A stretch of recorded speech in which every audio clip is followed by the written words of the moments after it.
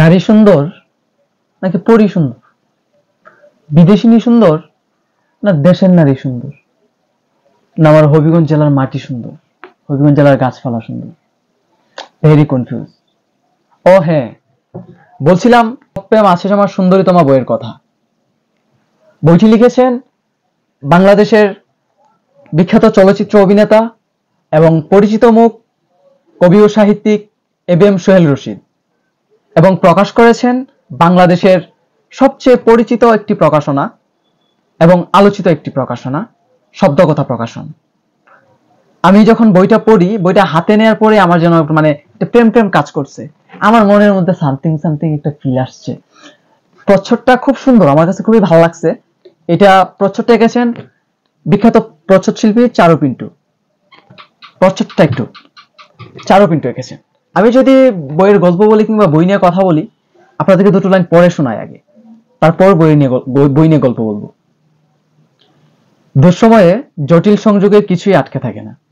গল্প বই না পড়েও দ্রুত উল্টে শেষ করে ফেলা যায়। গল্পের শেষটা জানা যায়। ইউটিউব, ফেসবুক, ওটিটি প্ল্যাটফর্মে ভিডিওগুলো দ্রুত টেনে দেখে শেষ করে ফেলা যায়। কিন্তু মানুষের যাপিত জীবনের প্রতি সেকেন্ডকে খুব ধৈর্যের সাথে অতিক্রম করে সময়স্রোতে ভাসতে হয়। এখানে কোনো বিশ্রাম নেই, দাঁড়ানোর অবকাশ নেই। জীবনের শেষটা জানার বা দেখার কোনো সুযোগ মানুষের হাতে নেই। অদৃষ্টকে মেনে নেয়ার অনিশ্চিত পথই একমাত্র ভরসা। আপনি যখন কারো প্রেমে পড়বেন, তখন আপনার ভালো লাগবে। আপনি বুঝতেই পারবেন না যে এই প্রেমের শেষে কষ্ট আছে না মিষ্টি আছে। কিন্তু আপনি যখন ফেসবুকে একটা গল্প দেখবেন, পুরো মুভিটা আপনি একটানে দেখে ফেলতে পারবেন। 1 ঘন্টার মুভি আপনি টেনে টুনে 10 মিনিটে দেখে ফেলতে পারবেন। কিন্তু আপনার জীবন এমন একটা মুভি, এমন একটা নাটক, এমন একটা চরিত্র, আপনি কখনোই টেনে শেষ করে দেখতে পারবেন না।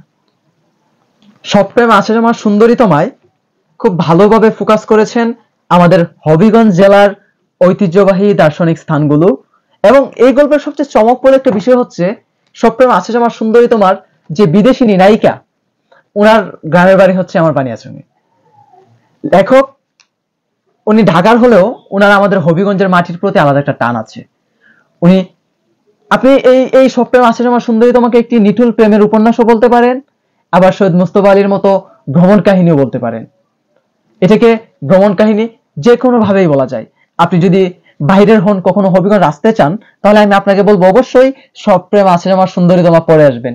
তাহলে আপনি জায়গা, মানুষ, গাছপালা সবকিছুরই প্রেমে পড়তে পারবেন, এবং সাধারণ মানুষের জীবনযাপন কিভাবে হয়, তাদের সাথে কিভাবে মিশতে হয়, আপনি সেই বিষয়ে একবারে সুন্দরভাবে জানতে পারবেন।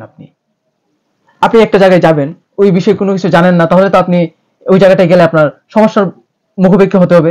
কিন্তু সোহেল রশিদ স্যার প্রেমের মধ্যে প্রেম দিয়ে এত সুন্দরভাবে একটি উপন্যাস লিখেছেন। ওনার অনেকগুলো উপন্যাস আছে, সবগুলোই জনপ্রিয়। তার মধ্যে শব্দকথা প্রকাশনের প্রকাশিত এই সুন্দরীতমা, সব প্রেম আছে আমার সুন্দরীতমা উপন্যাসটি বিপুল জনপ্রিয়, এবং এটি খুব সুন্দর একটি উপন্যাস। এই উপন্যাসের একটা চরিত্র থাকে যে হচ্ছে আমার মতো ববগুড়ে বাউন্ডুলে, মানে হুটহাট ফ্যামিলিতে একটা ঝামেলা হলো, রাগ হলো, সে বেরিয়ে পড়বে, সে বাড়িতে থাকবে না, এলাকায় থাকবে না, সে ভ্রমণ করতে বেরিয়ে যাবে, তার একাকিত্ব ভালো লাগে। যেমন আমাদের সোহেল রশিদ স্যার এই বইতে বলেছিলেন যে মাঝে মধ্যে কারোর জন্য একাকিত্বটা বিলাসিতা। কবিদের ক্ষেত্রেও তাই, যারা কবি আছে তারা প্রায় সময় ঘোরাঘুরি পছন্দ করে। তো এই দিক থেকে এই গল্পের নায়কের সাথে আমার খানিকটা মিল আছে। ভ্রমণ পাগল সেও, আমিও। সেও দার্শনিক, যদিও সে ইঞ্জিনিয়ার, বাট তার পছন্দ সে দার্শনিক। সে দর্শন ভালোবাসে, সে দেখতে ভালোবাসে বাংলার মাটি মানুষকে। সে সবসময় কোথাও ভ্রমণ করতে গেলে আমার মতোই ফোন সুইচ অফ রাখে। ফেসবুক, ইউটিউব, টুইটার, টিকটকে আপনারা তাকে পাবেন না। সে সবসময় চায় যে একাকিত্বটাকে উপভোগ করতে এবং একাকিত্বটাকে বিলাসিতা করতে। আমরা অনেক সময় অনেক মানুষ মনে করি যে আমাদের লাইফে যে একাকিত্বটা আছে সেটা হচ্ছে আমাদের অভিশাপ। সোহেল রশিদ স্যার সেটা মিথ্যা প্রমাণ করেছেন ওনার এই বইটাতে। উনি এখানে বলেছেন একাকিত্ব হচ্ছে আমাদের বিলাসিতা। কখনো নিজেকে জানতে, নিজেকে বুঝতে, নিজেকে চিনতে আপনার একাকিত্বে থাকা উচিত। এই উপন্যাসটিতে সবচেয়ে চমকপ্রদ একটি চরিত্র হচ্ছে ছোট্ট একটি ছেলে, সমীর। ওর নাম হচ্ছে সমীর। সে, তার বয়স 8 কিংবা 9 বছর। সে একটা স্কুলে ক্লাস 2 তে লেখাপড়া করে। তো ওই ছেলেটা জানে তার জীবন সংগ্রাম কতটুকু কঠিন পাহাড়ি অঞ্চলে, এবং ওখানকার মানুষের জীবন কতটুকু কঠিন।